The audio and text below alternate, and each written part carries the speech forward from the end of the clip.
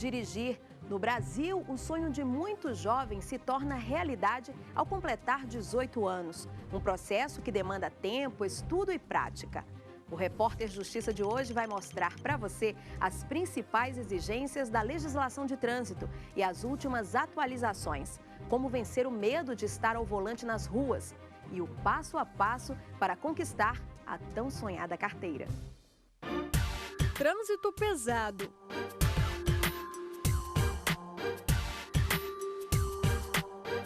Pessoas impacientes. Como aprender a dirigir nesse trânsito de cidade grande? Se você está aprendendo, é um pouco complicado, você fica um pouco nervoso. Pra gente que é novo, tudo é uma confusão. Tudo você fica, o que que eu faço? Eu vou passar primeiro, eu vou reduzir, vou fazer o quê? Dá medo. É difícil, você tem que aprender bem, porque tem muito veículo, né? E muita gente, às vezes, não respeita o outro, né? Uma loucura, né? As pessoas não têm muita paciência com a gente, entendeu? E o trânsito é bem forte. E como saber se o candidato a motorista está pronto para receber o documento oficial? O teste começa fora das estradas. O exame psicológico para verificar se a pessoa realmente tem condições psicológicas de dirigir um veículo automotor. O exame de sanidade física e mental para verificar se a pessoa tem força suficiente para conduzir um veículo, né? E o exame oftalmológico para verificar se a pessoa tem ou não condições de visibilidade para dirigir um veículo automotor. Com a saúde em dia, é hora de procurar uma autoescola para aprender mais sobre a legislação de trânsito. Terceiro tempo, combustão e explosão. São 9 aulas sobre cuidados e procedimentos indispensáveis para os futuros condutores. Nós temos 5 matérias, legislação de trânsito, direção defensiva, primeiros socorros, mecânica e meio ambiente. Pensei que era mais fácil, mas você tem que saber o livro completo, né? Legislação de trânsito. É um pouco desgastante, né? Mas é essencial para nós, né? Já teve aluno que desistiu, já teve aluno que disse que vai continuar aprontando do mesmo jeito, com carteira ou sem carteira. Das 30 questões, o aluno tem que acertar pelo menos 21. O capítulo 7 do Código de Trânsito Brasileiro é um dos mais cobrados na prova. E depois da teoria vem a prática. Hora de trazer tudo o que foi falado dentro de sala de aula para o dia a dia. E esse é justamente o desafio. Controle de embreagem mesmo, no começo é um pouco difícil, mas depois fica bem facinho. Tem pessoas que têm dificuldade aqui na garagem, tem pessoas que têm dificuldade no trânsito, tem pessoas que têm dificuldade em relacionamento com o próprio instrutor. Pode ser que fique mais fácil encarar o trânsito de verdade depois de uma mudança na resolução do CONTRAN, o Conselho Nacional de Trânsito. A partir de junho deste ano, 5 aulas em um simulador vão ser obrigatórias. Quem nunca dirigiu um carro, invariavelmente as primeiras aulas, dependendo do rendimento de cada um, praticamente com o veículo parado também. Porque o instrutor não vai dar a chave de um carro para uma pessoa que nunca dirigiu e falar, vamos. Liga o carro, ele sequer sabe como ligar o carro, não sabe como funcionam os equipamentos, não sabe como funciona a física de conduzir um veículo. Então, até ele aprender, já se foram 2, 3, 4, 5 aulas. Então, estas aulas elas já foram poupadas para a prática, uma vez que ele já teve esse processo aqui. Vai, pode soltar. Cada segunda. Olhando assim até parece um videogame. 3 telas dão a dimensão da pista. O simulador se aproxima da realidade. Bom, Edinaldo, então já estou de cinto, qual é o primeiro passo? Isso, verifica se você alcança todos os comandos do veículo. Volante ok, pedal ok, vamos lá. Verifica se o veículo está no ponto neutro. Ponto morto, ok. Dá a partida no carro. Igual um carro normal, né? Ligou, ok. Até acelera. Parece uma pista mesmo real, até o tamanho, né? Parece que é... As dimensões, a sinalização. E os alunos, eles têm que passar por isso tudo, até, por exemplo, situações como neblina, chuva, eles não têm como testar. Isso não contempla as condições adversas previstas na legislação. E lá embaixo é velocidade. Essa é a primeira aula do Paulo no simulador. A adrenalina vai a 1000, aqui, né? Nervoso. Tá nervoso? Nervoso. O aluno pode testar os limites da direção sem oferecer riscos a ninguém. Isso, você estava nela, ó, o cone. Tem que ficar atento aos dois. Vai ajudar muito, está aprovado. Apesar de obrigatório, as autoescolas não vão conseguir se adequar tão cedo. Por enquanto, só existe uma empresa homologada em todo o país que pode fabricar o simulador. O problema é dar conta da demanda nacional. São mais de 100 mil autoescolas. E esta empresa homologada não tem condições de atender toda essa demanda. Além disso, as autoescolas ainda enfrentam outro problema: o alto custo do simulador. Cada equipamento desse custa, em média, R$25 mil, preço de um carro de verdade. A dificuldade nem é só do investimento, e sim da estrutura física que ela tem que ter para poder ter o equipamento dentro do seu estabelecimento. Com certeza, muitas sequer vão colocar, primeiro porque não tem estrutura física para poder manter o equipamento dentro do seu estabelecimento. Segundo, porque não acha que se justifica o incentivo no equipamento. Tirar carteira também requer tempo. Nicolas que o diga, só agora teve um dia livre na agenda para as aulas. Passei no vestibular com 18 anos, fiz faculdade, não dava tempo para nada, comecei minha especialização e também trabalhava 60 horas e não tinha tempo.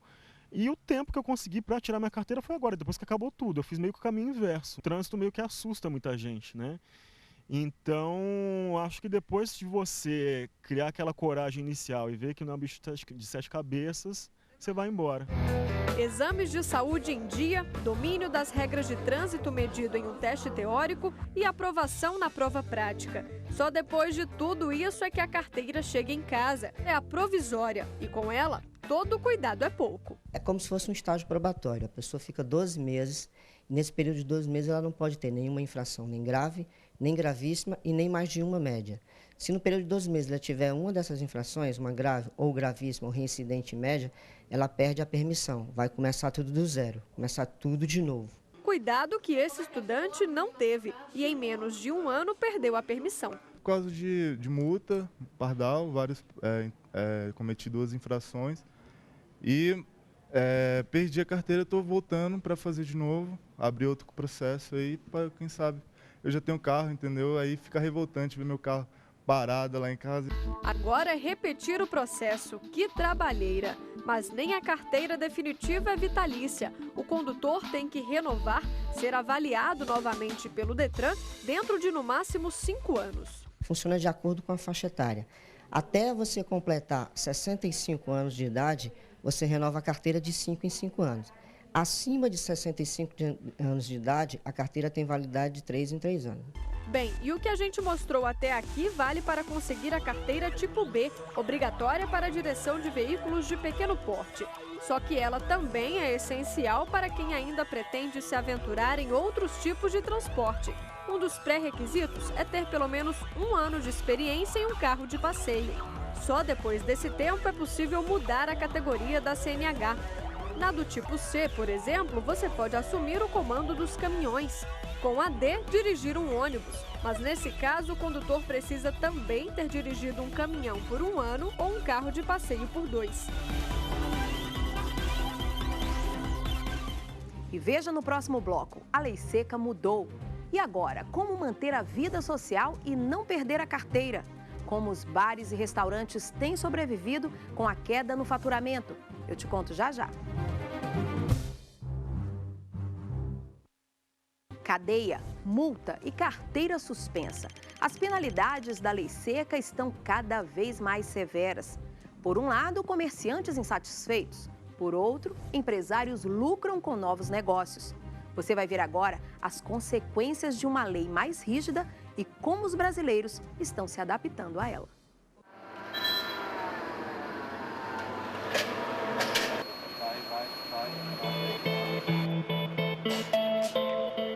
A Lei 12.760, mais conhecida como Lei Seca, alterou o Código de Trânsito brasileiro, deixando-o mais rígido. É uma lei que vem para fazer com que a pessoa mude o seu hábito de consumir bebida e depois dirigir.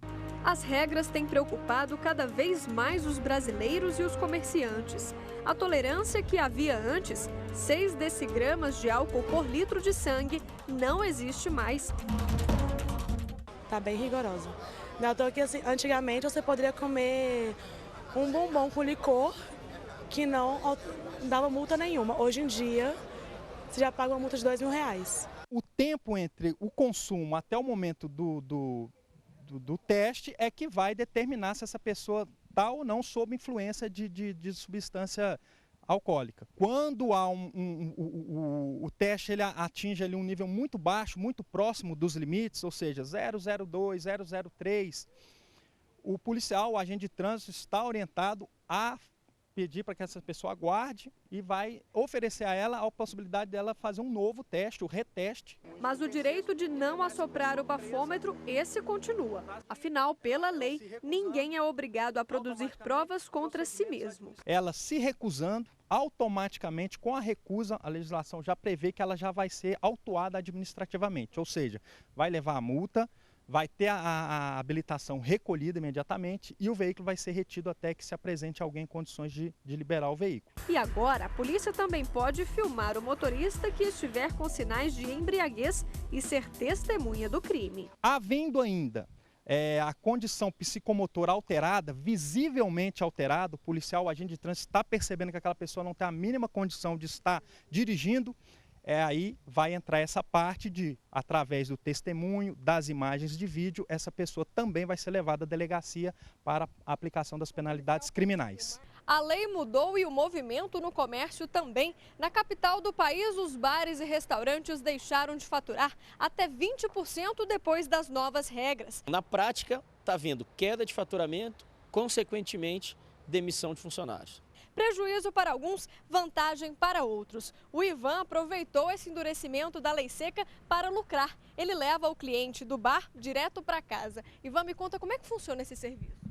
O cliente me liga, a gente vai, eu e o meu funcionário busca o cliente lá onde ele se encontra. Vocês vão numa moto? Numa moto, nós dois vamos numa moto, pega o cliente com o carro dele e leva para casa.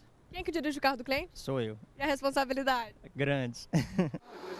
O Ayrton já tem agenda fixa. 3 vezes por semana ele entrega o carro para o Ivan. Você tem encontros com amigos na semana no tênis, na sinuca, um restaurante que é uma confraternização semanal. E aí a gente já faz uma programação antecipada, já deixa o Ivan avisado, né, que é do Vale de Retorno e tal, e a gente já confirma e já vai despreocupado, né? A gente já conta com a busca dele, né? Então, estamos relaxados, bebendo socialmente, mas totalmente sem estresse. Mas essa confiança foi conquistada ao longo de alguns anos. Quem contrata o serviço pela primeira vez fica receoso. Pergunta se você bater meu carro, como é que vai ficar? Eu digo, eu tenho que arcar com prejuízo, eu que estou dirigindo, né? E como nem todo cliente quer ou pode arcar com mais esse tipo de despesa, os comerciantes reivindicam alternativas que só o Estado pode proporcionar, como mais ônibus circulando perto dos bares. O que a gente cobra, num outro sentido do governo, é que coloque um transporte público de qualidade e com segurança, porque não adianta nada os parlamentares pensarem num endurecimento de uma lei para proteger a vida se você coloca as pessoas em risco de vida nos transportes públicos que são oferecidos hoje pelo país. Então você não tem um transporte limpo, você não tem um transporte rápido, você não tem um transporte com segurança. E como é que vai fazer? Então, a única alternativa que o cidadão tem é ir de táxi? E será que cabe no bolso do cidadão? A resposta, na maioria das vezes, é não. Para não perder os clientes, alguns estabelecimentos oferecem a volta para casa de graça. É o caso deste bar.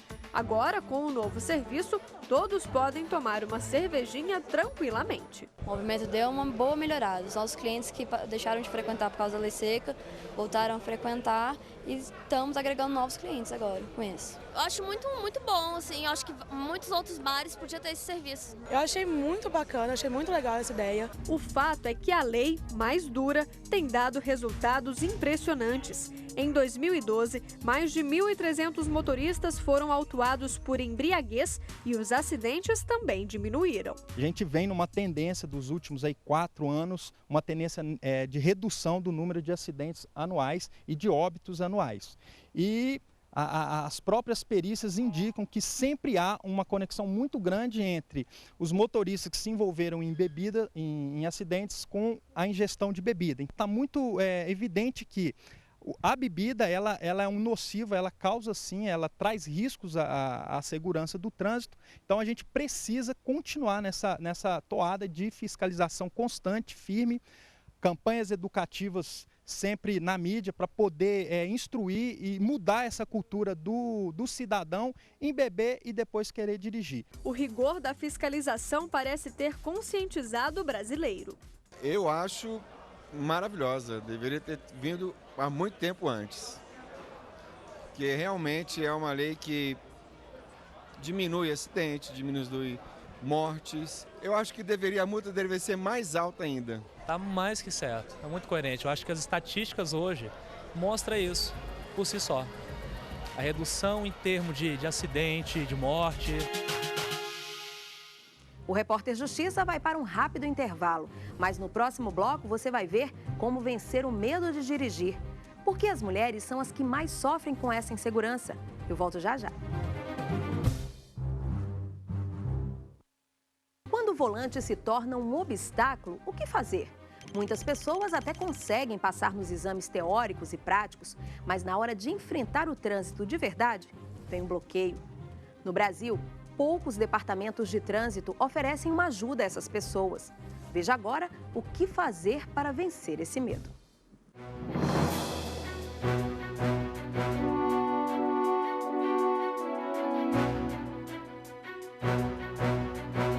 Às vezes a gente observa que determinadas pessoas dirigem assim agarrados, né, ao volante, né? Então ali o que elas estão refletindo naquele momento? Que elas têm um medo, não só o medo de dirigir, mas às vezes são pessoas um pouco inseguras ou pessoas que demoraram a aprender a dirigir ou que têm pouco contato com o veículo. A sua aproximação com o carro tem que ser gradual. Quem está com muita dificuldade, quem está há muito tempo sem dirigir, muitos anos, o ideal é que a pessoa comece fazendo isso aos pouquinhos. Voltar à sala de aula, reaprender. Em Brasília, quem tem medo de dirigir conta com um curso gratuito oferecido pelo Departamento de Trânsito do Distrito Federal. Dentro da sala de aula, a tarefa é lidar com os desafios e traumas. Analice tem carteira há 6 anos e sempre teve medo. Logo depois, quando me casei, né, tive um bebê, então piorou ainda mais a situação, porque eu me senti insegura, né, de sair, de pegar o carro, entrar no trânsito e estar com a criança. Então, dobrou ali o meu medo. Cada pessoa que está aqui tem uma história diferente. Algumas vivenciaram situações de acidente, outras perderam pessoas queridas em acidente, outras tiveram uma primeira experiência com o carro, seja com o instrutor da autoescola, seja com uma pessoa da família, uma experiência um pouco traumática, né? Que ela foi desqualificada demais, criticada demais, né? Os erros foram apontados de uma forma não muito adaptativa, não muito para ajudar aquela pessoa, mas para prejudicar. Então, assim, as razões são muito variadas. O curso tem duração de 3 semanas e quase 90% do público é feminino e tem mais de 35 anos. Algumas até nem contam para a família ou para o marido que estão aqui vencendo esse medo. A pessoa pode ter medo de assumir que ela não é totalmente segura para dirigir. Ela pode ter dificuldades em receber críticas, dificuldades em errar, né? De forma geral, a pessoa não gosta de errar nada. Então, assim, na dúvida entre errar e não fazer, ela prefere não fazer para não correr o risco de errar. O difícil é garantir vaga para todo mundo. O Detran oferece 60 por mês, mas a demanda é bem maior que isso. Dentro dessa busca do controle de segurança viária, nós observamos que existia essa lacuna, né, de insegurança, que algumas pessoas poderiam estar no trânsito de forma insegura. Então foi aí que nós tentamos criar esse curso, nós não cobramos nada. A gente aplica algumas técnicas de relaxamento, né, de respiração, para que elas possam desenvolver isso em casa, em vários momentos, inclusive no momento em que for entrar no carro. Porque algumas delas entram no carro e vem aquela crise, né, de ansiedade muito forte, com taquicardia, com sudorese, com tremor nas pernas.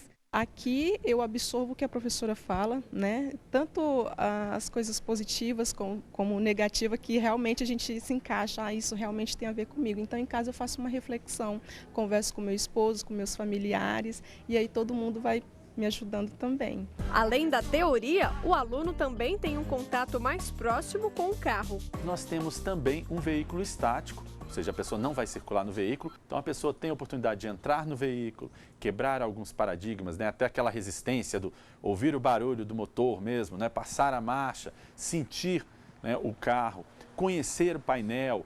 E isso tudo nós colocamos que para que a pessoa tenha segurança no trânsito, ele tem que ter o conhecimento do carro. Mas se ainda assim o aluno sair do curso com medo, existem empresas particulares que oferecem aulas práticas. A Luzia tirou carteira há mais de 16 anos e desde então nunca dirigiu. Dona Luzia, por que essa necessidade agora?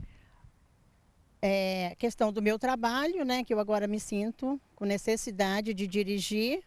E também a minha independência, né? Eu não quero ficar com essa frustração, eu quero dirigir de verdade e ter a minha independência. Primeiro, a gente vai levar ela para um local, né, onde não tem veículo nenhum, faz um mapeamento geral para ela entender o funcionamento do painel de um veículo, para que ela comece a ter segurança. Após a gente começa a andar com ela devagarinho, primeira marcha, segunda marcha. Dona Luzia já sabe de onde o medo surgiu. Na época eu não tinha carro, tinha que depender do carro do marido, né? E o marido não me ajudou muito, não facilitou. Mas tudo que acontecia, ele dizia que era isso, que era aquilo, que era eu, que tinha subido meio fio, que agora o carro ia acabar, então eu resolvi desistir. Quando a pessoa começa a dirigir com um parente, ou com o pai, ou com o irmão mais velho, ou com o marido, né? Ou enfim, até com as mães, as mulheres. Quer dizer, tomar cuidado com isso, porque existe toda uma relação afetiva ali, uma expectativa que o outro tem sobre você. E de você também mostrar para o outro que você sabe. Aí vem o medo de errar.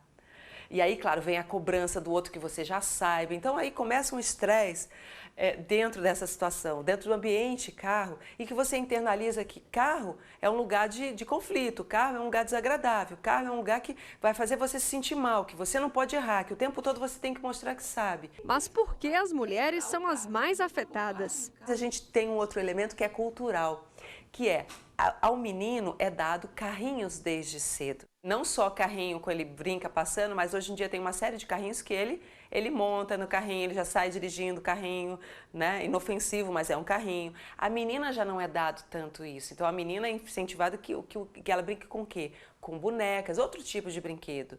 Né? Até tecnologia, mas não uma tecnologia voltada para a direção. Já no menino não, ele tem games que são próprios de direção, então ele pega moto, ele pega carro de Fórmula 1, já a mulher nem tanto, a mulher às vezes vai brincar com outras coisas, então às vezes é uma questão de treinamento. Não é que os homens não tenham medo. Há uma cobrança muito grande sobre o homem, porque é como se fosse, porque há um estereótipo de que o homem sabe dirigir, a mulher não, e a mulher acaba sem querer internalizando isso, então quando ela tem medo de dirigir, ela assume com mais facilidade.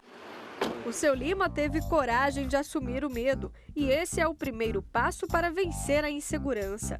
Ele tirou carteira há 10 anos, mas até hoje depende dos filhos para ir a qualquer lugar. A raiz do problema está lá atrás. Comprei um carro e nessa época eu bebia, né? Aí esse carro eu cheguei até a bater. Machuquei um companheiro meu e dessa época para cá sempre tem algum resquício disso aí. O ideal é procurar ajuda e vencer o trauma. A força de vontade e a necessidade de dirigir fez o seu Lima traçar uma meta. Eu tenho uma questão de honra. Primeiro comprar o carro, né? Que o carro sendo meu já é uma segurança. E sair realmente por aí afora. Dirigindo, se Deus quiser. Expressar as emoções, isso é fundamental, porque se você deixa guardado, elas só tendem a crescer. Então isso é uma outra dica. Expresse as suas emoções. Se você às vezes não tem alguém de confiança para falar, escreva. Escreva essas emoções, porque você faz com que elas saiam de você. E aí você olha, deixa lá guardadinho, outro dia tenta entrar no carro de novo, aos poucos, tudo aos pouquinhos. Sinta o volante, sinta o câmbio, veja as marchas, veja o que tem ali, apenas isso, saia. Não precisa dirigir naquele dia. Depois você vai, acelera um pouquinho, sente o som do carro. Começa a utilizar os outros sentidos para brincar com aquilo. E o Repórter Justiça fica por aqui. Você pode participar do programa e enviar sugestões. Escreva pra gente. O nosso e-mail é repórter.justiça@stf.jus.br. Até semana que vem.